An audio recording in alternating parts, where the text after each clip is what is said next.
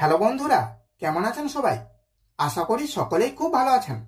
আজ আমি বলবো ঘরোয়া উপায়ে মশা তাড়ানোর জন্য খুব সহজ পন্থা। ইদানিং দেখা যাচ্ছে সারা দেশেই বেড়ে গেছে মশার উপদ্রব। ফলে নতুন করে মশাবাহিত রোগ যেমন ডেঙ্গু ও ম্যালেরিয়ার প্রাদুর্ভাব অনেকটাই বেড়ে গেছে। তবে ইচ্ছা করলে মশা তাড়াতে ঘরোয়া কিছু পদ্ধতি সহজেই প্রয়োগ করা যেতে পারে, যার সাহায্যে সহজেই মশা তাড়াতে পারবেন। 1. তুলসী গাছ। টবে, জানলার পাশে বা বারান্দায় কয়েকটি তুলসী গাছ লাগিয়ে রাখুন, দেখবেন মশা পালাবে। 2. কর্পূর। কর্পূরের গন্ধ একদমই সহ্য করতে পারে না মশারা। একটি 50 গ্রামের কর্পূরের টুকরো নিয়ে একটি ছোট বাটিতে রেখে বাটিটি জল দিয়ে পূর্ণ করুন। এরপর এটি ঘরের কোণে রেখে দিন। 2 দিন পর পর জল পরিবর্তন করুন, দেখবেন আপনার বাড়িতে মশা কমে যাচ্ছে।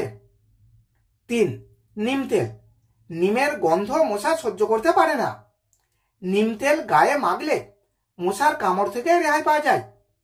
শুধু নিম পাতা ঘরের কোণে রেখে দিলেও মশার উপদ্রব কমে যায়। 4. রসুন। রসুনকে বলা হয় মশার জম। কয়েকটি রসুনের কোয়া থেতো করে জলের সাথে সেদ্ধ করুন বা ব্লেন্ডারে ব্লেন্ড করুন। এবার ওই জলটি সারা ঘরের বিভিন্ন জায়গাতে স্প্রে করে দিন, দেখবেন মশা উধাও হয়ে যাবে। 5. লেবু ও লবঙ্গ। একটি বা 2টি লেবু নিয়ে মাঝ বরাবর কাটুন। এরপর কাটা লেবুর ভিতরের অংশে অনেকগুলো লবঙ্গ গেঁথে দিন।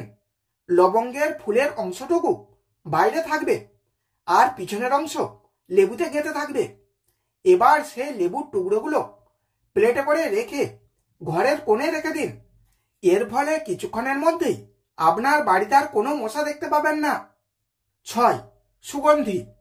মশা সুগন্ধি খুবই অপছন্দ করে। মশা তাড়াতে দেহে বা জামাতে আতর, সুগন্ধি বা লোশন ব্যবহার করতে পারেন। রাতে ঘুমানোর আগেও শরীরে মাখতে পারেন, এতে করে আপনার ধারে কাছে মশা আসবে না। তাহলে এই পর্যন্ত ছিল আজকের বিষয়। ভিডিওটি এখানেই শেষ করছি।